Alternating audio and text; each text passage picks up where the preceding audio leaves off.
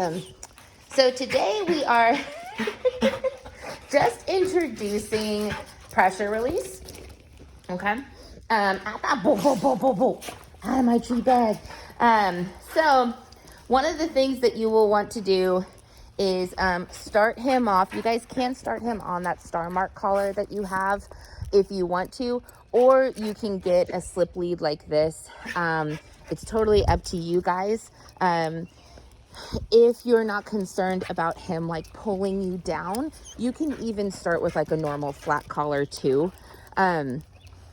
Just to start to, again, introduce what this means. But if you're concerned about getting pulled down, then we can go ahead and start him on the star mark collar doing this, okay? Just make sure that when you're using that star mark collar, that it is up high on his neck, behind his ears. We don't want it to be hitting on the low part of his neck, because that's going to be hitting his trachea. And we don't want that pressure really applied in that area. So do make sure that if you're using that star mark, that it's nice and snug. Now, with the slip lead, same idea, right? We want it kind of snug up on the top of his head behind his ears. And what I'm doing here is every single time he applies pressure on the leash, we stop, okay? And we don't move forward until he comes back. And I'm giving him an incentive to do that right now by offering him a treat. The treats will eventually go away, but for the first couple of weeks that we do this, we're going to be pretty heavy on the treats, just again to give him that incentive and teach him that target of coming into the correct position. Bop, bop. There we go. If he's doing that thing like he was just doing with me, where he's putting paws on, I am not going to be giving him a treat at that point. He only gets a treat when his paws are on the ground and he's targeted into this area. Okay. Right now, if he wasn't applying pressure on the leash, he would be able to walk in front of me. Okay. I don't really care where he is while we're walking. There we go. As long as he's not applying pressure on the leash. That's the key right now, is teaching him that. We will eventually teach him that nice loose leash walking position. So he's trying to figure that out right now. And he's struggling a bit. I can tell that he's been introduced to the idea of coming into loose leash in order to walk a little bit. But he's so hyper, right? And so hyperactive. He's not using his brain. He's very emotional. So what I want to do is really slow this down and focus on him thinking and learning as opposed to emotional reacting. And you can see when he comes into that loose leash walking position, as soon as I take that step forward, he's like, all right, bet. And he just leaves, right? Because what he's learned is, okay, I come into position, you go. Okay. And instead, I want him to have a little bit of thought process, right? But before I can really expect that of him, I need to teach him to slow down, which is where this pressure release comes in. Okay. So when he feels pressure on that leash, instead of it emotionally charging him, okay, which it kind of is right now, right? Instead, we want that to be a cue, meaning to refocus, right? And every day it's a good idea to like pick a side, right? Don't always have him on the left or the right, because there are going to be times you are going to want him to be on both on one side or the other. And good boy, yes. And when you good boy, yes. Only teach your dog to walk on one side. When you do eventually switch into the other side, even if it's for a temporary period of time, it really makes it difficult for them, to behave the way that they're supposed to, because they haven't practiced it on that side. Okay. Now, what we were just seeing was him kind of coming into his thinking brain, okay, where he started to move forward, and then he went, oh, wait. Maybe I want to stay. What happens if I stay? What happens if I refocus, right? Without feeling the pressure. Okay. And what happens is he would end up getting a reward, because in the end, I really, good boy, yes, I really want him to learn to walk in that nice loose leash walking position. Okay, so yes, anytime that he checks in with me in that loose leash walking position, or if he checks in with me from above, I'll go ahead, or in front, I'll go ahead and take that treat out and reward him for that, since that is the ultimate thing. Okay, so again, what we're doing this first week, okay, is if he is walking in front of me, that's fine. Okay, he can walk wherever he wants, but if he applies pressure on that leash, our feet stop. Okay, that's a cue to us to make our feet stop. Okay, and our feet do not move forward again until he refocuses. Okay, I don't care if he takes the treats, that's not a big deal. I'm always going to offer one at this point, just to increase the incentive of him targeting that specific area. But he doesn't have to eat the treat to go forward. He just has to check back in. Okay, he can't just come into loose leash walking position and stare forward. He has to look at me. He has to sniff the treat. He has to do something to show me that he's joining back up with me and not just emotionally going through the process, right? I want a true refocus and check in here, because that's what that pressure means. Okay, so again, he can walk wherever he wants. If he applies pressure, we stop moving. We wait for him to return. Good boy. Once he checks in, we can go ahead and start moving again. Okay. We reward when he checks in, whether that's after pressure has been applied, or if he checks in without pressure being applied. Okay. It doesn't matter if pressure's been applied or not at this point. As long as he's checking in, he's getting rewards. So this also means, especially as he starts to figure this out, that we want to have a lot of treats on us. So if he will work for his kibble, go ahead and use kibble for the majority of this. Like, don't feed him breakfast or lunch, whatever it is when you guys normally take him for those walks. Don't feed him the meal before that walk, and instead use that as his treats. If he won't work for those, if he's like, oh, I don't care about the kibble on a walk, then you can go ahead and use some high value dog food. Like I use the Fresh Pet little nuggets from HEB. They're fantastic. They aren't super gross on my fingers. I can make them super small so they'll last for a long time. And they're pretty high value. So you can see he's very interested in what I have, even in an environment like this. Good boy. Now the other thing is, there's been a few times where that leash has fallen in between his legs. I really want him to learn to fix his own leash. I don't want us to have to fix his leash. So using your treats to, yes, good boy, to lure him into the correct position to where he steps over that leash. Eventually he will start to do it on his own. Okay, and we can put a cue to that eventually. But right now we're just going to focus on luring his body to where he steps back over the leash so that it's no longer tangled in between his legs. Boy. And again, I don't really care. He wants to go that way so bad. I can see there's a little trail there. But today we're not going to do the trail. We will eventually get there. But today we're going to stick to the road. Again, it doesn't matter when he applies pressure on the leash. Okay, so if he applies pressure on the leash to go in front of us, if he applies pressure on the leash to stop behind us, right, or to the side, it really doesn't matter why leash pressure is applied. We always stop our feet when we feel leash pressure. right? Wait for that refocus, and then we can move forward. And if it's in a direction, right, like right now, he really wants to go sniff that grassy area. So the next time that he checks in, I might actually start walking toward the grassy area to allow him to sniff that area, right?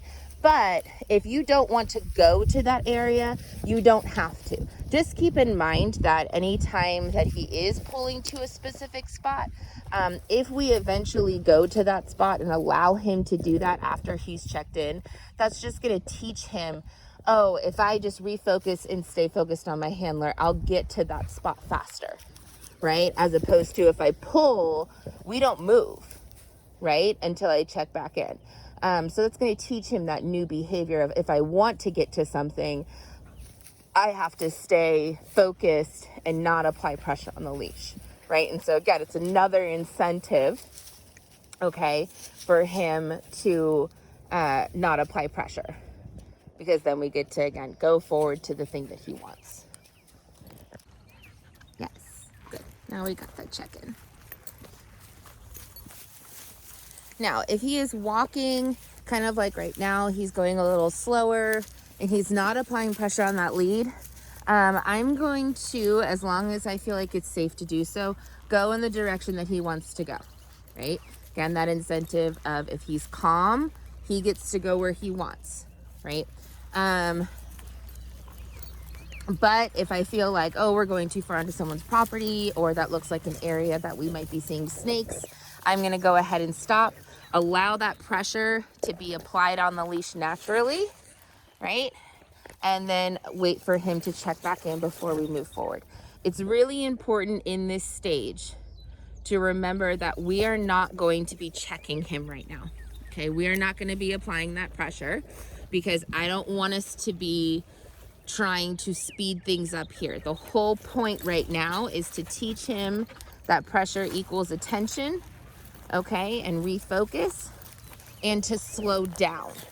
So I don't ever want us to be applying the pressure. I want to give him the ability to, if he can, go on a walk and not apply pressure a single time. Because if he's focused on us and our movements, good boy,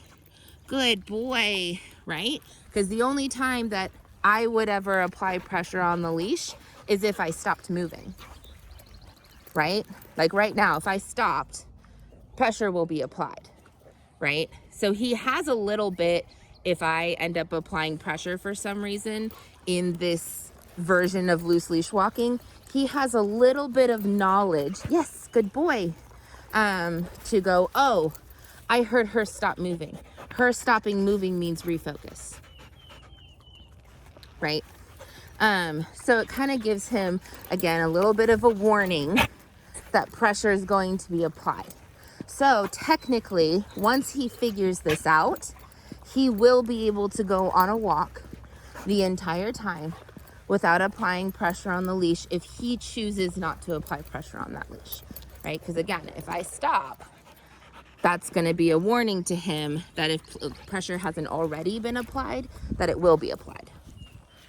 Good boy, yes. So like right now, he really wants to get to the fire hydrant, but I'm not going to allow him to pull me to the fire hydrant, right? Every time I feel pressure, even if we're just a inch away from the fire hydrant, right? If I feel that pressure, my feet stop and he has to come check back in with me before I allow him to go that final inch to the fire hydrant. Yes, good boy, good boy. I really want to encourage stopping here. Okay, good boy, stopping, sniffing, checking things out. And I don't want to ever have consistent pressure on the leash, right? I want the pressure to be very quick. Okay, so again, that's where if we are just kind of holding the leash and he's the one controlling the pressure, as soon as he decides to give attention back, that pressure is going to naturally dissolve on the leash. Okay. Now, if he's applying consistent pressure, and he's not giving in for whatever reason, let's say there's a squirrel or a dog or whatever it is that sets him off, right? Then we'll do these like little pop, pop, pops where we're vibrating the leash on the collar, right? Because again, I don't ever want like prolonged pressure, especially with that start mark collar. That's really dangerous to have prolonged pressure. And if we get to that point, I'll show you what I mean by that. Good boy, yes.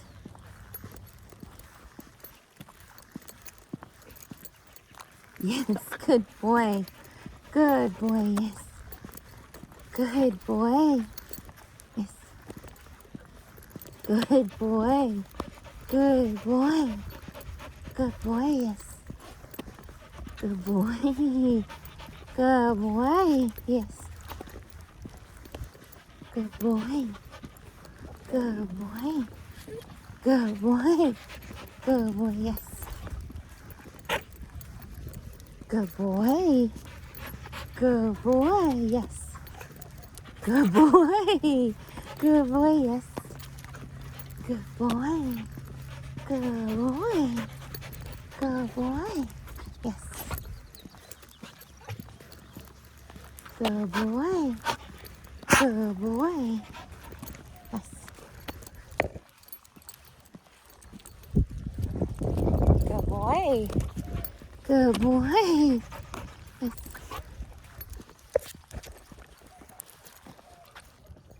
Good boy. Yes. Good boy. Yes. Good boy. He's a good boy. Hi.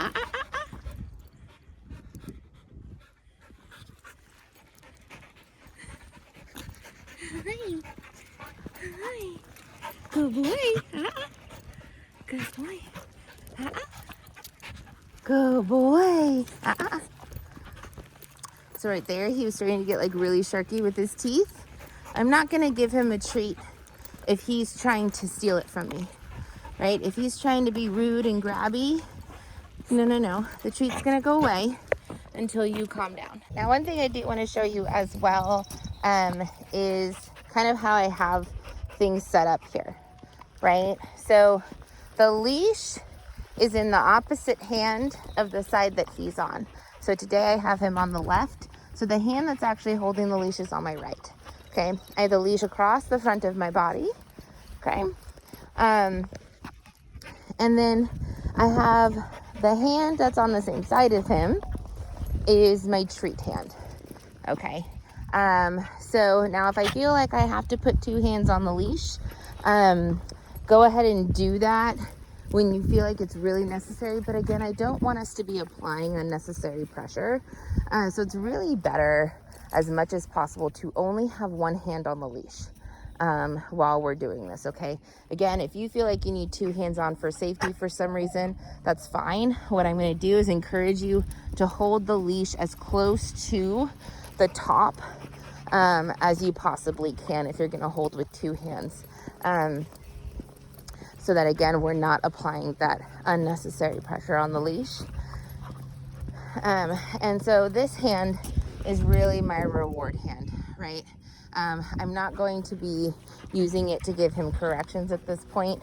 That will come eventually.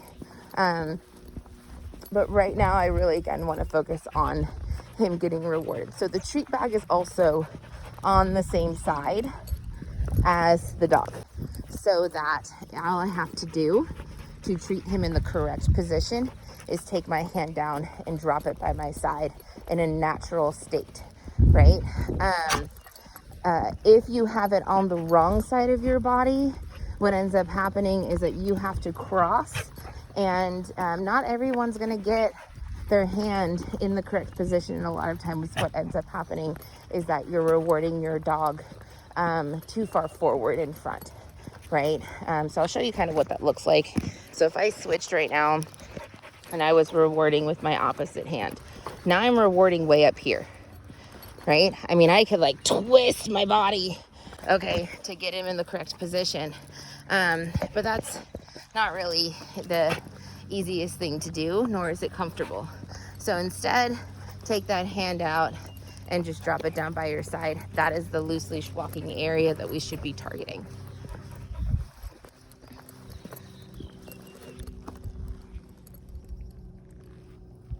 And again, if he ever wants to stop and sniff, or if he wants to stop and process something, please allow him to do so. That's going to help him get in his think and learn brain and get out of that emotional state, right? If he learns that we'll let him stop and process, he's going to really calm down a lot, and we're going to get a nice emotionally even dog out on our walks.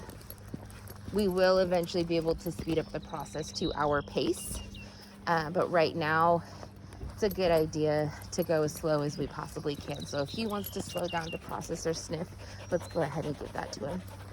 Good boy. I'd also like to point out that a lot of times what we end up doing, especially when we have a high energy dog, is we think, I'm going to take my dog out on a walk and I'm going to get them exhausted, right? I'm going to physically tire them out.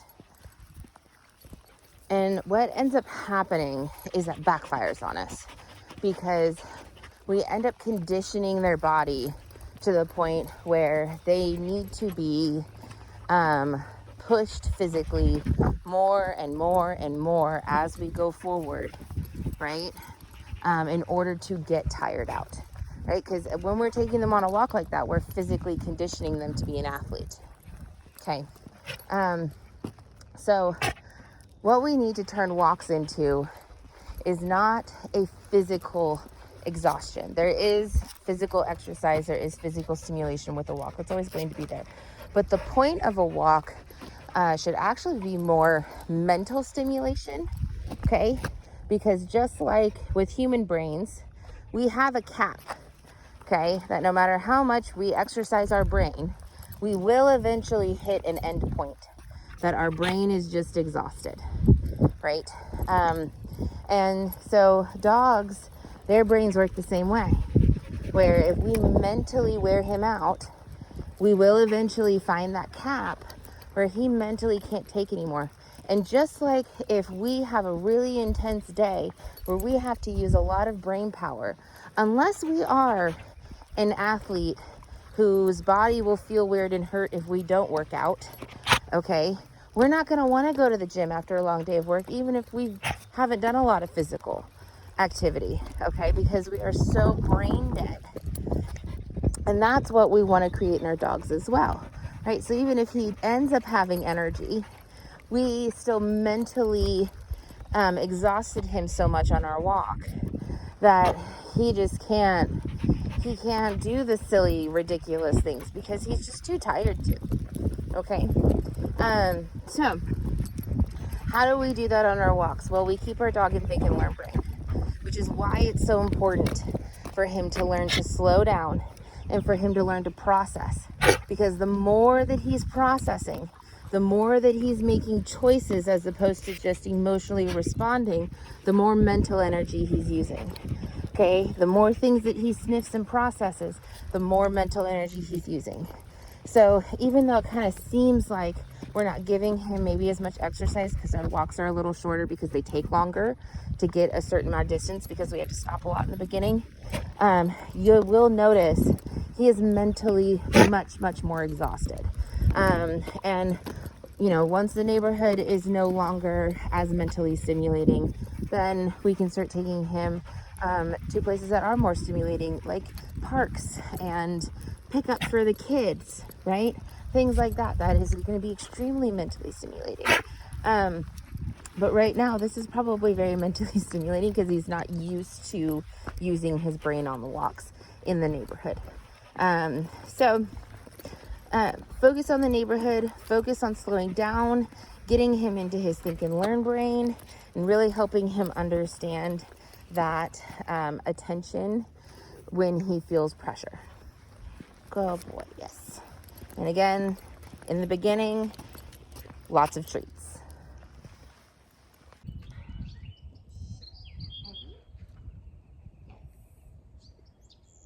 Yes.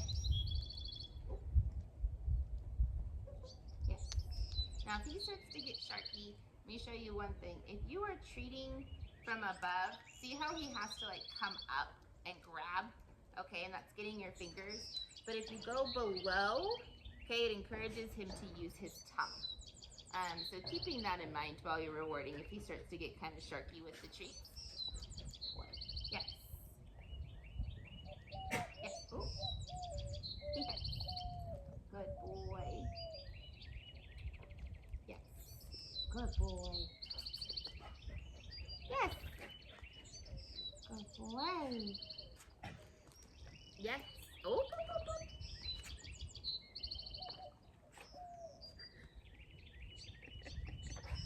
So I really want that booty down here. Yes. Good boy. Good job. Hey, go find. Sit. Yes. Good boy. Good boy. Down. We don't know that word. We don't know that word. Good boy. Yes. Yes. Good boy. Yes. Good boy. Oh, free. Good job. All right. So number one thing for him that I've noticed is impulse control. So while I would like to work more on that down position, I really do want to introduce Leave It today in some impulse control games. So what I'm gonna do is I'm gonna have one hand with the treat I wanna disengage from. The other hand has a bunch of other treats that are gonna be his reward treat, okay? What I'm gonna do is I'm gonna show the treat that I wanna disengage from about face height with my palm open. When he tries to get it, I'm gonna close my hand so he can't steal it, okay? And when I think that he can't get the treat, I'll go ahead and open my palm back up. If I think he can steal it, I'm gonna close and open it up when I don't think that he can steal it. And what I'm looking for here, yes, is an engagement. Now, that was a like accidental engagement, but I'm still gonna take it, yes, because it's gonna help him understand how it makes him win. Yes, good boy. Yes, good boy. Yes. Now, as we practice this, when he stops trying to sniff my hand, that's when I can go ahead and drop it a little bit lower. Okay, yes. Yes. Good boy. So now I'm about like neck height as opposed to just above face height.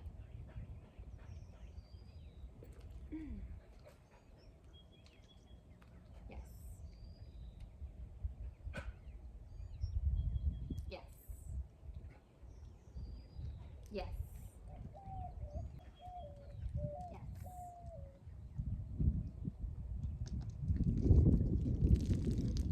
Yes. Yes. Good boy. Yes. Good boy. Now I can drop it a little lower.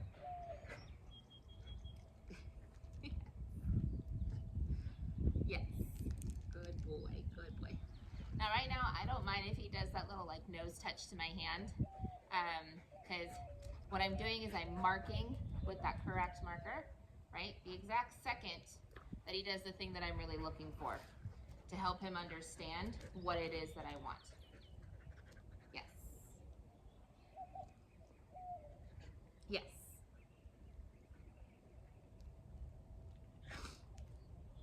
Yes. Ah, ah. Yes. Good boy.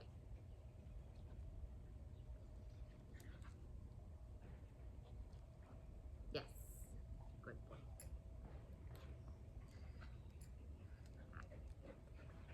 Yes. Good boy. Yes. Good boy. Yes. Good boy. Yes. Good boy.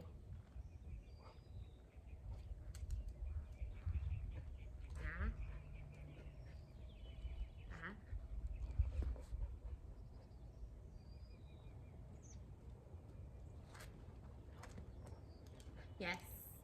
Good boy. Yes, go boy. Now, if I have to close my hand and he disengages from a closed hand, that's not him choosing to leave it alone. That's me forcing him to leave it alone, right? So that's where you'll see me kind of reset, okay, instead of giving him a correct marker, even though he looked away after I closed my hand, because he didn't choose it, right? He emotionally responded to my hand closing. So when he does that, right, reset and show him again, give him another chance to win. Now, at the end of the game, I always take out a different treat and toss it. Go find. Go find. And put the treat he's been leaving alone back in my bag. Go find it. So that he doesn't see me put it back in my bag. And the reason why I do that is that dogs do understand object permanence. So if he sees me put that treat back in my bag, he's gonna assume the next one that I take out is the one that he has been disengaging from, okay? And it's really important in my experience with Leave It, that Leave It does mean forever, right? If we want a true disengagement, we want Leave It to be, you disengage from that, you don't go back to it, right? It's the pizza in your toddler's hand that's running around the house. It's the snake in the grass. It's the pill that fell on the floor, right? Those things, I don't want my dog to go back and investigate. I don't want my dog to think in the opportune moment they might be able to get it, right? Leave It is disengaged, stay disengaged forever. Now, if we want, we can teach him kind of like a wait cue. My default wait is just stay, right? But I also do teach our dogs who really struggle with stealing things how to stay disengaged and wait for us to offer it to them. Okay, so that's another route that we can go if we just kind of want like an auto disengagement, and then they might eventually get that thing. But as far as an actual Leave It cue, Leave It means forever. They never get that thing. Good boy. Yes. Good boy. Yes.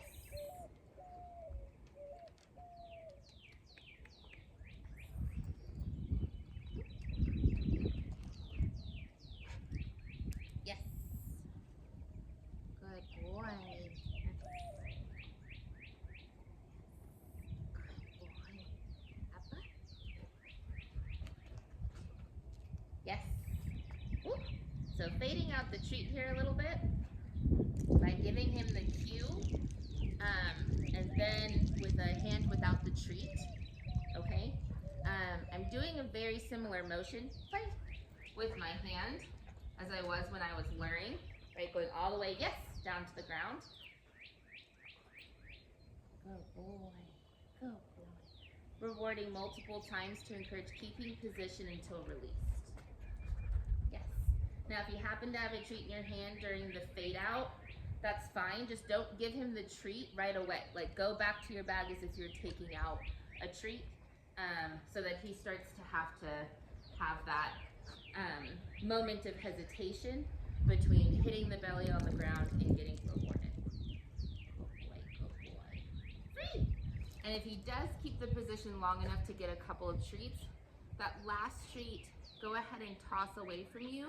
Give him that release cue, letting him know, like, hey, this is when you can get up and get, and if you get up when you wait for that word, then you get a reward for getting up, which is better than just getting up on your own and not getting a reward, right? And using your treats as an incentive to get him to do what you want.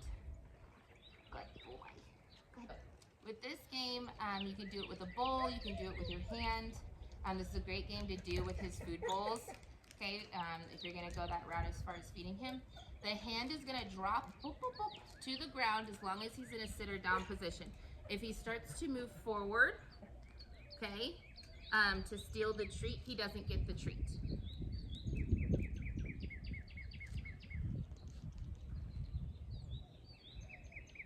Take it, okay? And then I'm gonna give him a cue, letting him know that he can now have it.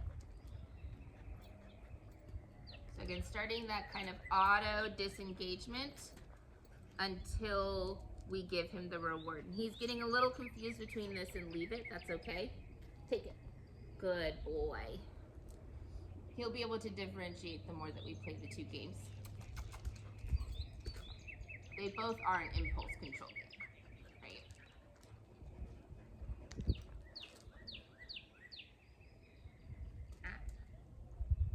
Take it. Good boy. Now you'll notice too that I'm not putting the treat on the ground. I want him to take it out of my hand when I give him that take it cue. All right, so when it comes to doors, we want to teach him some impulse control with those doors, right? So whether we're going in or out, we want an SIT before the door opens. Yes. Oh boy. Okay. So when it comes to putting the lead on and off, what we're going to do is again get him in that think and learn mindset. Let him show us he's in that by offering an SIT or a DOWN. Go, boy, I'm going to have treats in my hand, but I'm kind of cupping it so that he can't get them very easily. All right?